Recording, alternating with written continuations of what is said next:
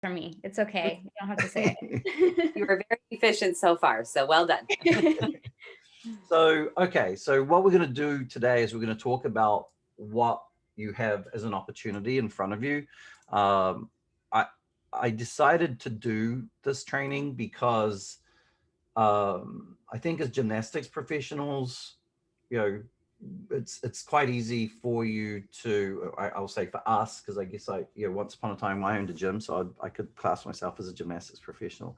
It's easier for us to kind of like forget that we, where we are, because we're so focused on our specialty, and oftentimes we're gym coaches at heart that own, that love the sport. Very few of you are running these businesses thinking that you're going to become millionaires and billionaires. You're doing it because you love the sport, right?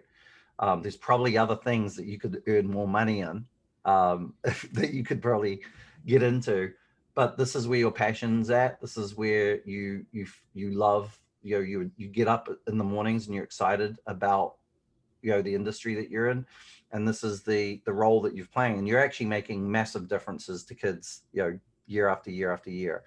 um, so this is where we're at. And what I want to make sure is that you guys understand, as business owners and managers of gyms, and dance schools and swim schools and so forth, because we do, have some people that are in those industries that we work with and help. Understand what you have as an opportunity right now, right? Because sure, there's a pandemic out there that's causing you to be closed already, which is kind of hard to overcome, but the future is pretty bright. Like if this happened to us 20 years ago, this would be really difficult, dark days to try to dig out of. Like once the pandemic would be gone, it would be very difficult to spring back. And I'm going to start off with a couple of conversations about a couple of clients that we actually work with, that have done some amazing stuff. And um, I'm not going to say that it's us, because we do the same thing pretty much for all of our clients. These couple of clients have like just taken it to another level, utilizing the power of the online marketing and mixing it up with actually dealing with the inquiries in a really professional way. And Ella is actually the account rep for those clients. Do you want to share just a little bit, Ella, about is it Airborne, and what they're doing and Yeah. what they've been able to accomplish? And I want you to hear this, just so especially for those of you that are locked down, like Lori. I want you to hear this so you can feel an element of hope and an element of excitement for the future. That where you are now is definitely a limited time. So, Ella. So, I have a client and she kind of lives, she's military, or at least her family is, and they live in very military towns. So what that means is they have a lot of turnover in their gym. So they constantly need people coming in, as other people are moving away because, they're getting stationed other places. So throughout quarantine, she's actually had a remote salesperson who she knows. She unfortunately moved to Georgia because she's also military as well. But basically, her sole job is to follow up with all these inquiries that she's getting from us and from the Facebook ads, Facebook and Instagram ads. And that's her only job. Like that's what she's getting paid for. And so she's very, very diligent at what she does. And we communicate like if there's a disconnect, like, or if something needs changed or zip codes or whatever that may be. But she's found that it really, really works when you have somebody completely dedicated to that, because it's hard to have someone in the front desk juggling a million different things, or an office admin juggling a million different things. So maybe following up with people isn't the top of their priority, but they make it their number one because that is their job. So I know they've had a lot of success, and they're able to keep up with the turnover. And Right. especially during quarantine, they're waitlisted for a ton of classes, which is kind of unheard of these days to be waitlisted for classes. But they've had a lot of success. So Yeah. it's really exciting to see. And they were generating a decent number of leads, but they were basically regrowing their gym by nearly Mhm. 100 kids a month, right? Which if you get a few months of that, you're kind of, many of you guys would be back to where you were pretty quickly, which is what we need. We can't have you take time to recover. We need you to recover as quickly as possible, because if it takes a year for you to get to back where you were after being knocked around for a year, it might be a challenge for you, right? Um, so I just wanted to share that with you, so you know that there's gyms out there that are utilizing their online strategy really strongly, and then changing a little bit of the way that they're operating internally and turning that into monster responses. So that they've got control over their destiny instead of being buffeted around by the winds of whatever is going on in the world. Now, do you guys see this here? You see this little thing going on here? It's start from the beginning. So here we go. So first off, what we're going to cover today is mindset and goals, things we need to consider, your biggest obstacle, and how to calculate membership goals, because there's some good numbers that you can use to kind of like figure out what's possible in your town. So first of all, mindset and goals. First of all, this is me, blah, blah, blah, blah, blah, blah, blah. We've got, I owned a gym, media pro, parent, husband, marketing for gymnastics since 2015. We've been working directly with over 60 gyms. We're supporting, it's actually close to 2,500 gymnastics gyms or gymnastics gym professionals in the gymnastics marketing group. If you're not in there, join. There's no advertising that goes in there. It's just help. So it's like support. So the stuff that we're going to talk about, that we talked about yesterday, today, tomorrow, and Thursday, if you're trying to put it together, there's a place for you to go and ask questions if you need some help. And we will help in whatever way we can, even if it means one of our team. See you, buddy. He's going swimming. His gymnastics school hasn't opened up his class yet, here. So he's got to jump into a swimming pool. So if you're not in the gymnastics marketing group, please join it, because that's your resource. That's your ability to ask questions and say, hey, I'm struggling with this, even if it's a real technical thing, or it could be just about anything marketing. It might not have anything to do with what we do. There's a lot of gyms in there that ask questions about all sorts of different things, and they support each other as much as we try to support as well. So I highly recommend that you join that group. Congress speaker. I've spoken in many congresses with USAG. Was supposed to speak at the National Congress, but ended up speaking at the virtual National Congress. Did anybody go to the National Congress this year? Like the virtual one? Did anybody do it? No, didn't think so. That's good. I didn't see anybody at my chat. So things to consider right now. What is your state outlining as far as reopening requirements? If you're not open, so for you, Lori, if you're closed still, what are your opening requirements? You need to be thinking about those and working through those, right? I'm sure you're very familiar with them, but they change constantly, right? It's like this moving goalposts. Not all. How many of you guys are actually closed? Is it just Lori? Is it just Lori? Yeah. Everybody else is open, right? With some restrictions. Is that correct? Like Dustin, you're open. Jen, Jackie, I think you do it outside, right? Nicholas, you are open. Annette, are you open or closed? Probably open. I'll take it that you're open. Okay, so Laura, you're the only one that needs to worry about this one, but you need to be looking through it and figuring out what that is. What is the mindset of your parents in your community? This is for all of you to be thinking about. Everybody is, got their own take on it. I mean, I know we have friends that don't like masks, don't like COVID, don't believe in anything. They want to go and just live life, and they don't like the government telling them what to do. And then we have other friends that are huddled in the corner, scared of doing whatever, putting their head out the front door or getting back into society. So there's a lot of different mindsets. But if you can kind of like touch, because different communities have different mindsets. I think in Arizona, where we are, everything's kind of open. Like there's no store that's closed down. So you can go everywhere. There is some, you have to wear masks when you go in. You have to, you have to do social distancing, all of that good stuff. But pretty much everything's open, which I've seen, what we're seeing, at least in our community, that many people, I think, are getting back into that normal, hey, if I need to go to the store, I go to the store. If I need to do this, I'm going to do this. If I need to go to school, I'll do this. The schools are open, everything's kind of running. The only difference is the masks and some social distancing. So people are kind of mentality wise getting a little bit back to feeling comfortable about, re-engaging with society. And I think the longer that happens, the more normalized being normal becomes, because we've had a long time where everything's been abnormal. And be thinking, just for you guys, be thinking in your local community, you might have a different situation. Laura, you probably have a very different situation in your community than I do in my community, where everybody can, I mean, you could go to the bar if you want, right, and have a beer. And everybody else might have a different take on what's happening, but be thinking about that, and what your offering is.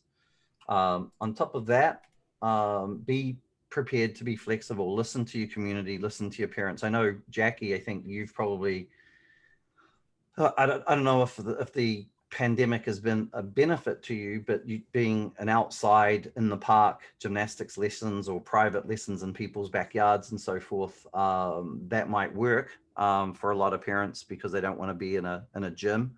And being that flexible, where all of you guys might decide, hey, we'll offer some lessons in a park, or we might offer private lessons in people's homes, those kind of things. Being flexible and thinking outside of the box might be something that helps at least get you through to the next phase of whatever we're doing. As the vaccine rolls out, hopefully this starts edging away. But being flexible based on what those parents are telling you is going to be very, very important. How can you leverage your virtual classes, right? So many people have tried virtual classes. Some have given up on virtual classes. I actually think there's value in virtual classes, especially from a marketing standpoint, especially if you're closed down, especially if you're very limited. Like I think, Annette, you said that you kind of do private lessons. So, there is value to virtual classes. It might feel like heavy lifting, but I think, when we say virtual classes, the gyms that I see some success in, they're not doing like 40 an hour long class and putting it on video and giving it to people. They're doing like, this is how to do a forward roll. This is how to do a backward walkover. This is how to do this. This is how to do that. So kids can go on and just click on it. It does multiple things. One, it keeps people engaged with you. But also you end up developing all this content, which is something you can put out into the community to market yourself, right? So, all of you could do it. Jackie, you could be in the park and you set up your camera and you go, hey, this is how to do a forward roll, right? And then you do a forward roll, you record it, you talk it through and have some fun, clap your hands and everything. And there's a 2-minute little thing about how to do a forward roll. You can upload it to YouTube and use it as content to actually market yourself and get people excited about the gym. I do know of about 6 gyms that actually have turned it into a financial revenue stream where parents can actually pay like $10, $20 a month and their kids can go in and learn stuff online. So, but even if you're not charging, I think there's value in it. And I think it's definitely something that all of us should be considering, from a reaching out into the greater community and having more content. Ella will tell you right now, she's our, we've got somebody waiting to come in. Ella will tell you right now, as our community manager and kind of our internal marketing person, she does a lot of our marketing. That content is, you just can't have enough content, right? When you're trying to reach out to people. So if you guys can develop your own content, and it could actually be something that even when things go totally back to normal, that, hey, wouldn't it be cool if, Laurie, if your gym, there's, your coach with a little bit of personality is teaching kids that maybe are a bit worried about coming into the gym just because they're shy. They can start seeing the coaches, they can start seeing the inside of the gym, they can start learning to do forward rolls and low level skills. They get excited about it, and then all of a sudden a kid that was might never have come into your gym suddenly comes in because they've seen a couple of your videos. So there is value to it, and I highly recommend that you think that through. If you want to talk more about that, definitely the gymnastics marketing group is a good place to start asking questions about that, and get some ideas from everybody in there. What does your new enrollment numbers look like? I think everyone's got a hit. Is anybody in this group right now at the numbers that they were pre-COVID? Anybody? Nicholas, you are? Yes, but we didn't open for very long before everything happened, so we hadn't really grown to be where we wanted to be yet. Okay, so you were like a new gym, basically, a new. Yeah. Okay, so those that have been open for maybe more than a year, more than 2 years, no one's back to pre-COVID numbers, I'm guessing, right? Probably for many different reasons. So you need to, what does your new enrollments look like right now, and what is your plan to get back to where you were or beyond? Because it's definitely possible for you to get back to where you were or beyond. One of our clients, our oldest client, actually, they were at, pardon me, they were at 1,000 kids. And when they started working with us, I want to say 5 years ago, they were at like 450, 500 kids, and we got them up to 1,000. And they were at $75 a month. Fast forward to just before the pandemic, they were at 1,000 kids, and they were charging $140 a month. God, pardon me, something's, it's not, I'm not sick. Something's got caught in my throat. There you go. Got it. So yeah, they're at $140 a month. When they got back from, when they were able to reopen, this was back in June, and they're still open now, they fell back to about 350 kids, but they stayed at $140, and they've stayed at $140, and they're now back up to where they were pre-COVID, at 500 kids at $140, which financially actually puts them way ahead of where they were when they first started this plan a few years ago, right? 5 years ago. Obviously the equivalent of having 1,000 kids financially at $75, basically. So be thinking about where you are now, and what is your plan to move forward. If you don't have a plan, then things just happen to you. What I want you guys to absolutely be thinking about is putting together a plan of action to get to where you want to be. So you've got goals and things to strive for, and then an actual implementation, a plan to implement to actually get to where you want to be, right? Super important, guys. If any of you guys are coaches, you guys have a strategy to, if you've got competitive kids, of how to get them up in their level, how to go through their progressions, how a plan of how to get them through their skills. You don't just leave it to chance. You don't just have them turn up and you teach them stuff and then hopefully they get to where they want to be. Most of you actually have a plan, right? You have lesson plans. We need to have a plan of action for your gym of how to get your membership back, right? So Nicholas, you might be in a different situation, but you probably have the beyond goals, right? So where do you want to be, right? You might already be where you were pre-COVID, but where do you want to be, right? Are you at 200 kids and you want to be at 400 kids or 500 kids or 1,000 kids or whatever that number is? We need that written down.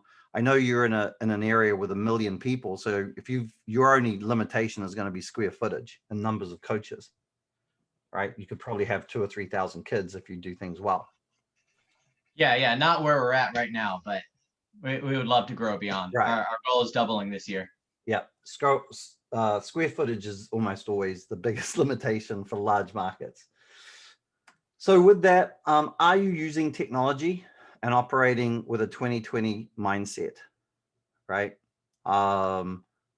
Never before in our history has small businesses been able to compete at the same level as large corporations. You guys now, like large corporations might still be living in the traditional media a little bit, that they're still buying ads on NBC National and all that kind of stuff, which is out of small business hands. Yeah, we can't compete with that. We can't buy Super Bowl commercials, right? But that we don't need to. We don't need to do that. We don't need to spend that money. But large corporations struggle a little bit with the agility of small businesses. Small businesses have the advantage that Google, Facebook, Instagram, email marketing is tremendously powerful. It's never been as powerful as it is. In fact, some might argue that if anything, it's going to become less powerful over time, because as governments start cranking down on big tech's fingers. But right now, with not a lot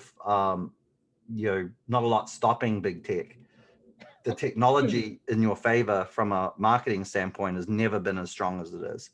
We've never had the ability to target so accurately our local area. You can decide to go, okay, I want to target zip codes, or I want to target within a 10-mile radius or a 20-mile radius or a 5-mile radius, whatever it is, you can really target in from a location standpoint.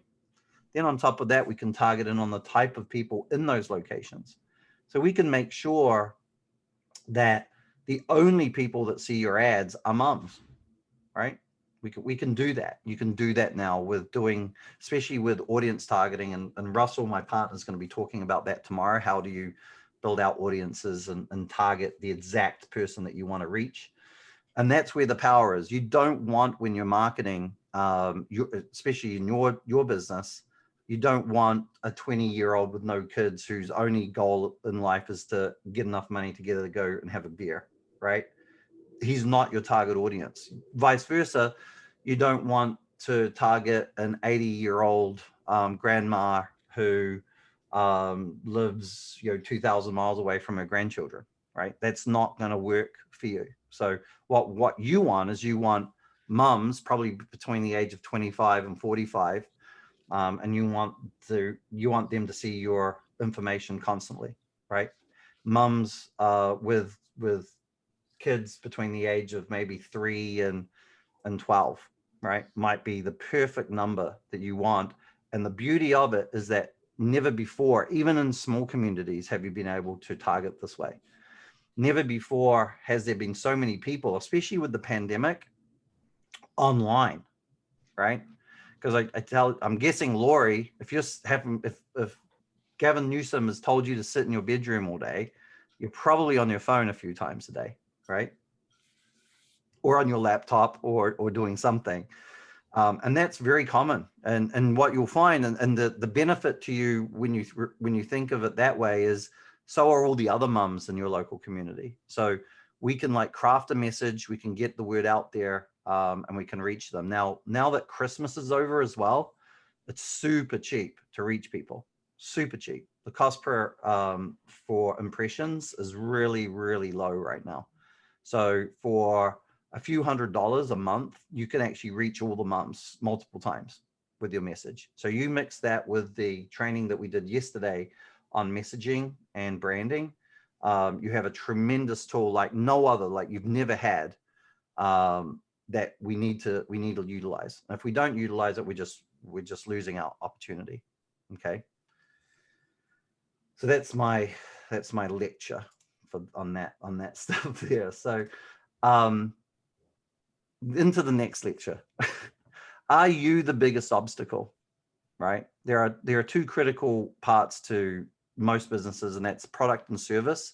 So it's the coaching or Leo's or whatever. But then the other part of the business is the marketing and sales, right? If you're a really great coach and you've got a great lesson plan, and you're sitting in your gym or sitting in the park or whatever, waiting for kids to just find you, the fact that you've got a great product and service is irrelevant, right? It doesn't matter. People have got to be able to find you for you to actually offer that product or service. So that's why there's two parts to any business: product and service, because you need a good product or service to sell, but then you need a good marketing and sales process to actually drive those interested parties to that product or service. If you don't have both of these, you actually have an unhealthy business, right? If all you have is marketing and sales and you have a terrible product, ultimately you're just going to be churning all the time. People will come in, they'll try your product, they'll leave. So you're going to be constantly looking for new people to come in, which is not a healthy business either. So you need to have a balance of both: great product and service, great sales and marketing. Every strong, healthy business has a revenue driver, right? So please remember that. And this is basically what we're talking about here, is making sure that your marketing and sales is up to snuff. In our experience over the last 5 years, most gyms have great product and services and very poor sales and marketing. That's usually the reason why they've grown or done okay, is because there's somehow they've found some kids, maybe through doing school displays, or they do have booths at local fairs or whatever, and a few parents have joined, and then they've told their friends, and it's basically a referral system that's working. The reality is that is a slow boat to China, right? I once spoke to you might even know this person. I'm not gonna use their name, but the very successful gymnastics coach who owned a gym for 20, 30 years, well known in the gymnastics community. She once said to me, the only thing you need to worry about is getting referrals. Anything else is just a waste of time, right? And she owned her gym between like 1979 and 1999, I want to say. And she said, when I started my gym, we had 200 kids. And when I ended it in 1999, I had 900 kids. And, we did really well. And all of that was through referrals. And I worked it out that meant that basically on average, she was adding 2 kids a month for 20 years, right? So if you want to take 20 years to get to where you want to be, that might be a good way to go. The reality is that you could actually go from 200 kids to 900 kids in 2 to 3 years if you do a really good job, right? If you do a good job of offering a good product and service, keeping the kids involved, and driving that revenue. And that's where I think most of us want to be, especially right now, because we need to bounce back from what's happened to us. So be thinking, do I offer a great product and service, which I would imagine almost all of you do, knowing the kind of quality of people that typically run gymnastics gyms. But are you balancing that with great marketing and sales, right, to make the most of it? The great marketing and sales will actually allow you to charge more too. That's what basically happened with our first gym that we ever worked with, who went from $75 a month to $140, right? They got to a point they couldn't actually add any more kids in. They were at 1,000 kids. The only thing they could increase was the cost. And they actually wanted to drop from 1,000 kids to 900 because they felt that 900 was more breathable in the gym, because they only had an 8,000 square foot gym, right? Because they were very tight. All the kids were it was like very, very packed. They wanted to drop down to about 900. So they kept raising the price to try and like flesh out 100 kids. Sure, 100 kids would leave and then 100 kids would join. And they just stayed at 1,000. So, that is where I want you guys to be, because the reality is you're offering something pretty special. I mean, you guys make big changes in kids' lives. And that's important, and it's very valuable. Are your goals and mindsets stuck in the past?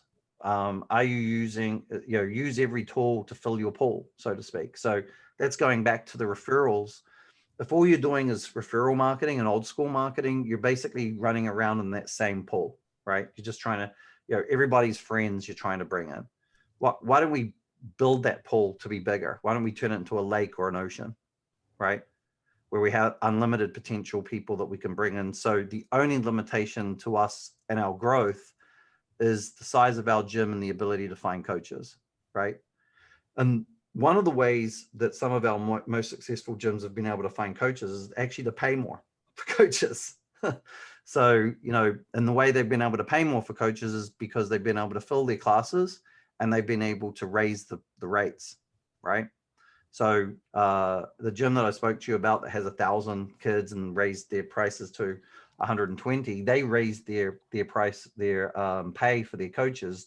I think their average is like $20 an hour.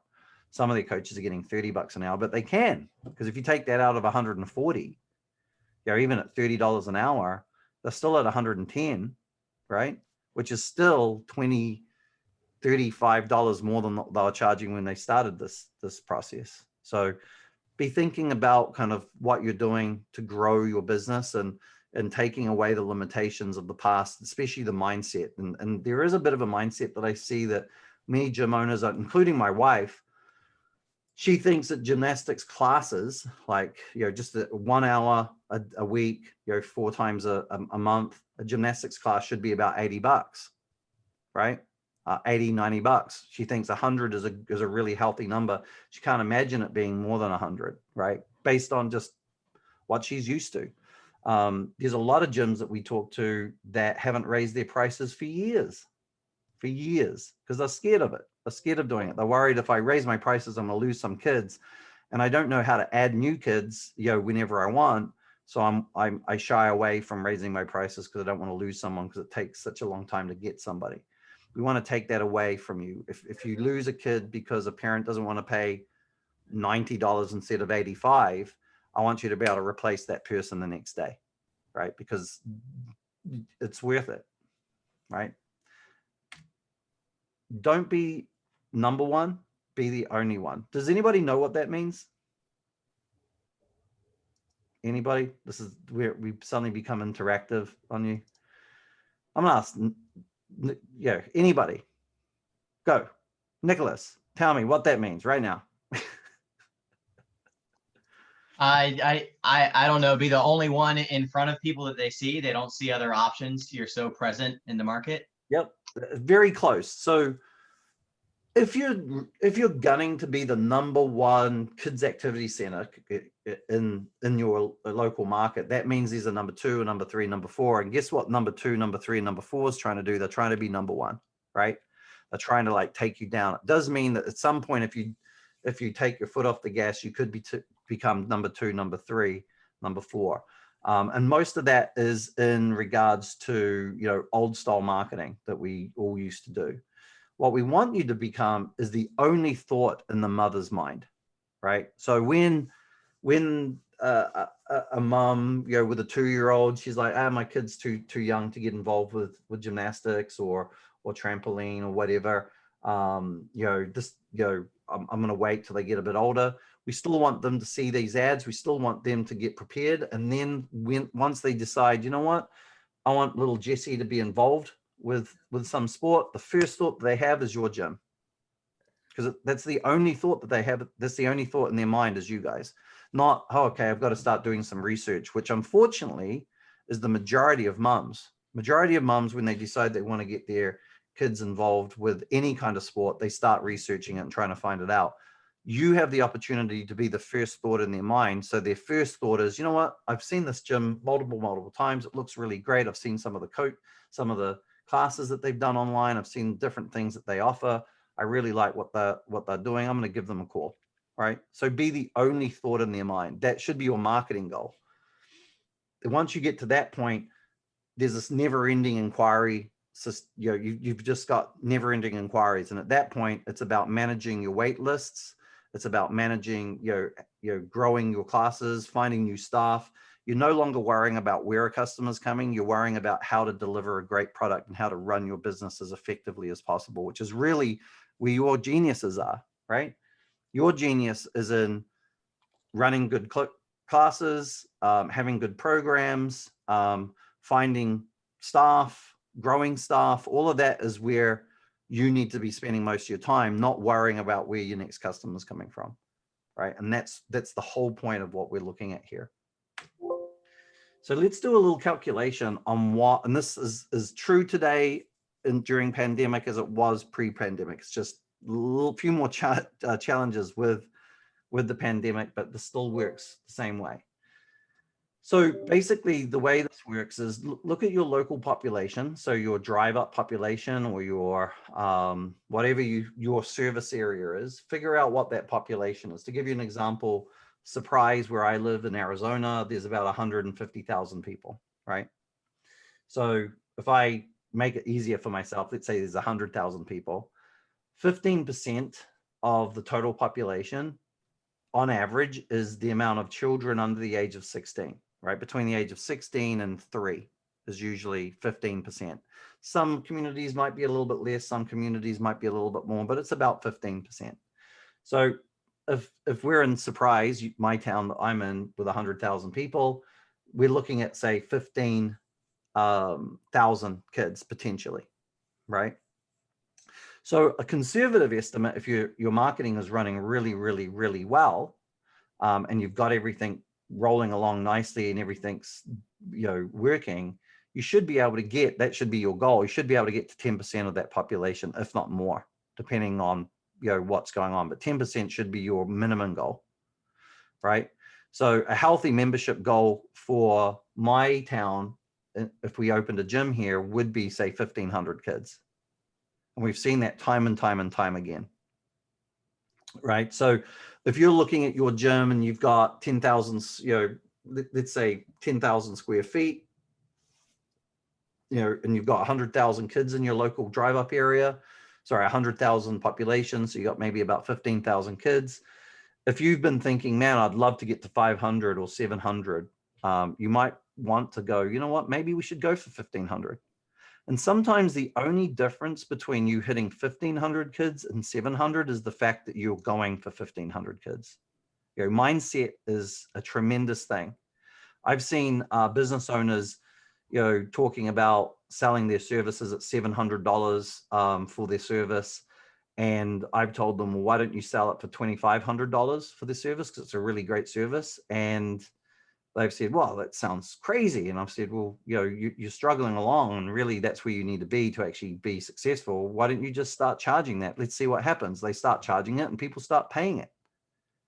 The only thing that was stopping them from asking for $2,500 was that they thought 750 was what they should be charging, right? So for you guys, be thinking, these numbers here are based on what we've seen with our markets over the last 5 years. How many kids do you have in your local area, right? So Lori, how many kids do you have in your local area? We have total population about 150, so same as yours. So about that maybe about 20,000 kids. Yeah, 23,000 kids, about 2,200 kids for enrollment. Right. 2,000. We were pre-pandemic, kids wise. The gym, when the gym was open, our highest was about 700 kids. We've dipped down because of past owner issues. Sure. Okay. Yeah. To about almost 400 kids. And how much square footage do you have in your gym? 10,000. Okay, so 2,300 might be pushing it a little bit. I think you might not have enough room there, but you probably could easily get to 1,200, 1,300 kids in there. I mean, it would be pretty busy, pretty packed. It will probably have to be we'll have to be after the pandemic's gone that we can start going for that. But then the other thing that you can look at is if you can get up to that 1,200 or 1,300 and you start getting waiting lists, then it makes it easier for you to start going to banks and go and find and asking for loans to build, to buy land and build your own gym, which is ultimately where all of you guys, if you can own the gym that you're in, if you maybe you already do, but if you can own the gym that you're in, that's where this industry becomes actually something that's going to be good for you in your ripe old age, right? What I see a lot of times, which is sad, is gym owners that work all their life, they get into their 60s, they've only ever rented the gym, their gym's worth 200,000 because they got 300-400 kids in it, and they don't really have much savings because you guys, aren't necessarily earning, crazy money, and then they struggle in their retirement. What I would love to see, because of the way that you can actually market now, and you can make sure that you hit your top line number, is get you all to the point that you can actually buy your location, right? Once you have the location and you're having the business paying off the mortgage, then the mortgage gets paid off and you're in your 60s, and then all of a sudden you have a business that with the property might be worth $2 million or $3 million. There's money there, right? That's a retirement fund right there. Or you can rent the gym out to somebody and then they pay you, right? And you've got income. So maximizing what your opportunity is really, really important. So when the pandemic's over and you get reopened, Lori, we should be going for that 1,200, 1,300. And then when we get to that 1,200, 1,300, I don't know what your average monthly charges for classes, but if it's like 85, 90, our goal is to push it up into the hundreds, right? To maximize each dollar that's coming through the door. And it's a bit of a game changer, and things become, things become much more possible. All of a sudden, your equipment that is maybe getting a bit old, but you don't really have the money to replace it, all of a sudden you can replace your equipment as soon as you need to. All of a sudden, your gym becomes the gym that people want to go to because it's clean. There's new equipment. You got the best coaches because you're paying really well. Everybody's happy. It can happen. And it all kind of starts with having a never-ending chain of inquiries where you got people reaching out to join your gym, right? If you don't have to worry about where the next customer is coming from and you're just focused on delivering a wonderful product because your sales and marketing system is running so well, you guys, I think you all probably feel pretty confident that you could be able to deliver something that parents would be excited about, right? Some things to remember. You are competing against all kids' activity offerings, right? So my little boy today is going swimming, and then at 5 o'clock, I'm taking him to T-ball, right? His mom is a gymnastics pro. So she would love to have him in gymnastics, but for some reason, the two local gyms that we go to, they've kind of closed down their, because he's only 3 years old, so they've closed down their kinder gym. That they're not allowing the little ones in, maybe because they are a little bit more unwieldy and pull their masks off and run around like crazy headless chicken. That might be what they're doing. But that fact shows that there's lots of opportunities for kids, and we are marketing against not other gyms that do similar things to us, but we're actually working, we're competing against soccer, we're competing against swimming, we're competing against T-ball, we're competing against softball, baseball, basketball, all the other offerings out there. And the good news is most of them are doing a really poor job of promoting themselves. So most of your gym competitors are not really promoting themselves very well. Definitely AYSO soccer and the different sporting organizations don't do a great job of promoting themselves. They're not very sophisticated. They're definitely not using online marketing like they could. So you have the opportunity to get in there before they do, right? And get ahead of them. It's for marketing. Let's do that.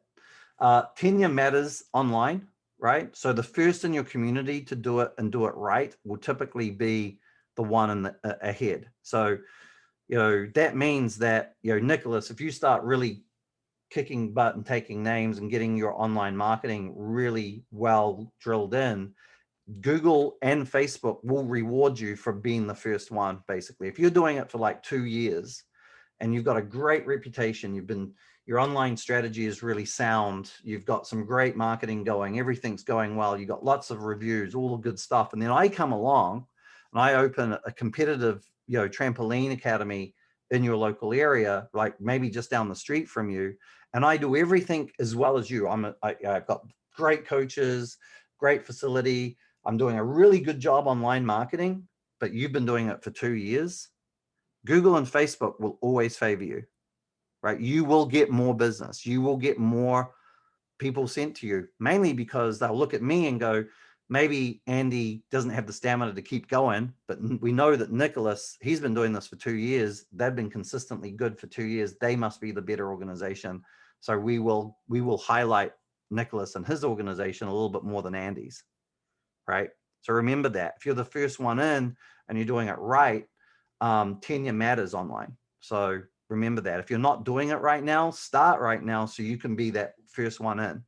I had back in the day when I was working a lot more in San Diego in the tourism industry, we worked with the #1 sailing tour company in San Diego, and we did loads of work with them. And they had really good ratings, really good. Their marketing was really well done. That's because we were doing it. And they had a major competitor that came in that was out of San Francisco, had really nice boats, had some really good marketing going. And that major competitor just could never quite compete with them because they'd been there for that much longer, right? Google would always refer more people to to our client because they've been doing it longer and they've been doing a good job longer. And that just happens across the board. It's important for you guys to remember that. So it's also a reason why you need to get onto it, right? Don't wait for your competitors to get really good at this and get ahead of you. Be the first one in there, right? So what's next? We've already done the branding and messaging. Okay. Usually we do this one first, but we switched that round because Hannah is busy today. So we switched that round. So please watch your branding and messaging video if you haven't already done it. But tomorrow we're going to be talking about, sorry, on Thursday, we're going to be talking about converting your inquiries into members. And why is we're missing one in here? And tomorrow we're going to have my partner Russell. He's going to be talking about building audiences, and that's really, really important. That's where the pure power of online marketing rests, is in the targeting of the right people, right? Of making sure that the only people that see your message is mums who make decisions. And he's going to be going through the process of how you build out those audiences using Facebook. So he's going to probably open up a Facebook manager's Facebook ad manager, and he's going to show you how you go through that process. If you don't have a Facebook ad manager account, I highly suggest that you maybe open one up, that you go and get one. It's free. I think is it facebook.business.com or business.facebook.com, Ella? One of those two. Which one is it? Do you want to have a look and share it? I can't hear you. You're muted. Okay, so I think it's, I'll have Hannah, Ella get it and drop it into the chat. But definitely get your own account if you don't already have your account. If you're not sure how to set it up or how to put it together, obviously all of that information is in the Gymnastics Academy. That is a pay what you can cost. But it'll be good for you to kind of like work along with Russell tomorrow as he's building out audiences and so forth. I think that would be a useful little tool for you guys to do because it's very technical. So it's going to be heavy lifting. It's going to be very technical, but I think it's going to be really worth it to you because that's where the magic happens. Okay. So I highly recommend that you turn up to that. So obviously I spoke about this earlier. Join the gymnastics marketing group. It's free. There's no advertising. We don't market to you in it. It's a support group to help you get the most out of your marketing. Sign up to the Gymnastics Academy. It's not a donation. It's pay what you can. We've dropped the word donation. It sounds like too needy in my mind. And we don't want you to feel that you're needy and we don't feel needy. Just do what you can, but definitely join. Okay. If it's zero, please pay zero. I don't want you to pay anything. And then if you decide that you want to work with us, you can definitely reach out to us through the gymnastics marketing group or reach out to Ella or whatever. At the end of this, we're actually going to do an offer to make it easy for you to work with us. We want to help you guys. We know right now is not the time to make money out of gymnastics. In fact, any time is not the greatest time to make money out of gymnastics, if I'm honest. But we're not trying to make money out of you guys right now, right? What I want to do is help you guys become, get back to where you were and then get you beyond there. And, along the way, some of you might decide to work with us and that's great, right? And we're going to give you an opportunity to do that at the end of the week. So with that, any questions?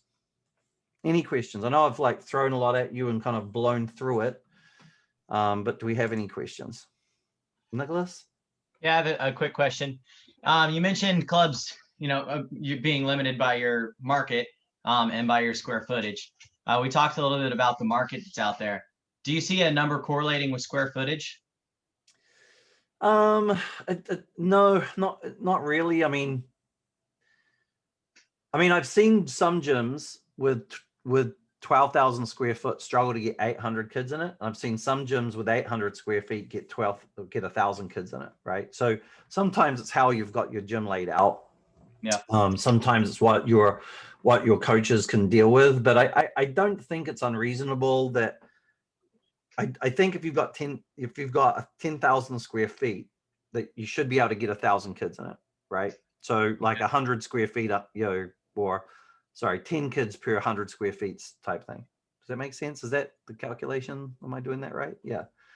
I think that's not far off. And then depending on how efficient you are, you might be able to get an extra couple of kids or a couple less kids, depending on where you're at.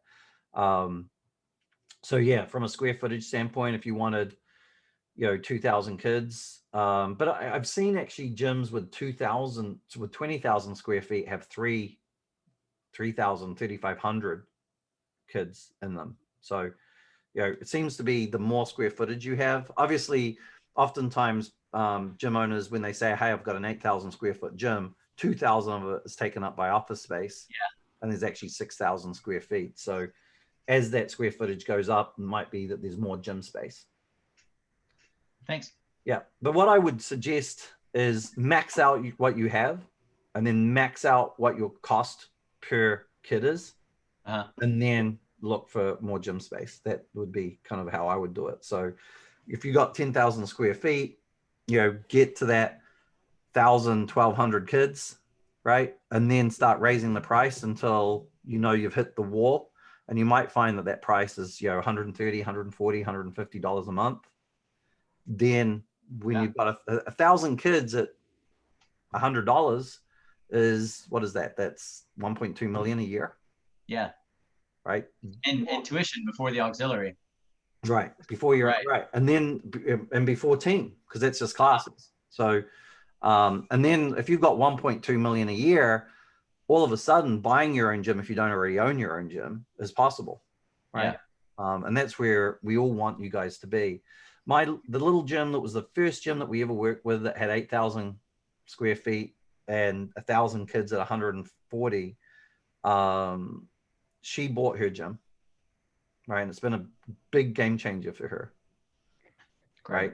So she owns it. The gym's getting paid off by the mortgage, by the gym. She's going to end up owning this property that's going to be fully paid for by, she's getting paid salary from the gym. She's getting everything. She's making 1.6 million a year from 8,000 square feet. That's pretty damn great.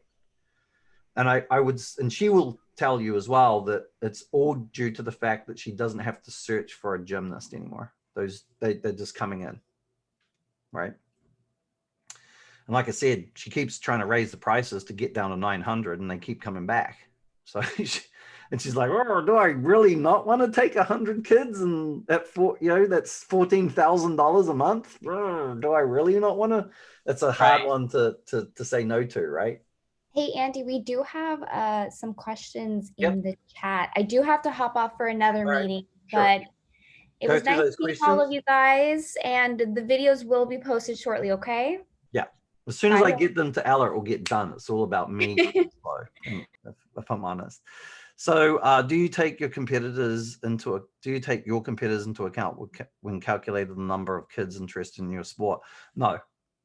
I don't really care about competitors. All of your competitors, if I'm honest with you, do a pretty bad job at marketing themselves. So, maybe you're in an area where you've got one gym that's doing really, really well. To give you an example, if Lori, if you decided that you wanted us to work with you, if we've got another gym that we work with in your area, we can't work with you, right? Because it just doesn't work. And a little bit of that is because we just want to focus on one gym, but some of that too is that because we have a very thought out system, we kind of use the same system for all of our gyms. You end up cannibalizing each other, right? So you end up like going after the same group, same people, same everything, and it ends up becoming more expensive, and both marketing doesn't work.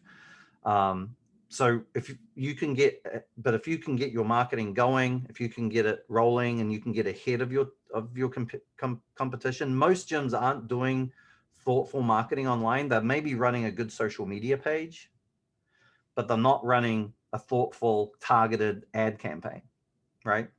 They might be doing some boosts. Nicholas was getting some success. He didn't even have his pixel up, right? From what I understand, Nicholas, but you were getting success without the pixel, and the pixel could add 5 times as much success. Yeah. Now the pixel, what I gathered from talking yesterday was that it will mainly help you track. Are you saying that it'll help drive traffic as well? It'll help you track and target. Right. So you'll find that your targeting will get better and better and better and better and better. You'll be able to retarget people. So people that have come to your website, you'll be able to target those people. Because if somebody's gone to your website, they're showing an element of intent and interest, right? And you'll be able to retarget those people. So all of a sudden, where you might have got 10 people inquiring, you might end up getting 30 with the pixel working properly. Awesome. The other thing I would suggest, and we don't talk a lot about this right now, but most of our gyms are starting to get onto it, is doing some Google marketing as well. We're gonna look into doing some additional trainings on getting some results with Google marketing. We're going to be working on that, but we aren't focusing so much on this because we see Facebook as such a powerful medium for you guys. And you might not necessarily have an unlimited budget because it's obviously another budget for Google. But what we do see for the gyms that do both Google and Facebook is Google and Facebook work really well together, right? So they don't really like each other as entities, but Google and Facebook as two forms of marketing work really well from the point of view of Google is a reactive medium, meaning I'm a mom and I'm looking to get my kid into a sport, and I type into Google, kids activities in surprise, right? If I've done my Google marketing really well, I'm going to come up. My gym's going to come up and clicks on it, looks at it, and goes, "Oh, okay, great. This looks like it's interesting," but doesn't purchase it. It moves away. Facebook with the pixel on there picked up that person went to my website, and then when she goes onto Instagram or web or Facebook, then she's going to be served up my ads, and then all of a sudden, whenever she's thinking about sports, she's thinking about me because she's seen me multiple times. Right. So Google works really well with it, and that really can supercharge things. But Facebook in itself, because of its amazing targeting for small business, especially location wise, is where we would ask you to start because you'll get a really good result. But once you've got that rolling, definitely do some Google. And from a budgetary standpoint, we have very few gyms that are spending more than, say, $750 a month. Some might be spending $500 a month on Facebook. But you'd spend a similar amount on Google. So, but that 1,500, if you think about it, if you're charging $100 per kid and you get 5 kids a month, I'm gonna end with this because I think this is pretty cool. Let me pull this up because I think this is where we sometimes forget about what the opportunity is.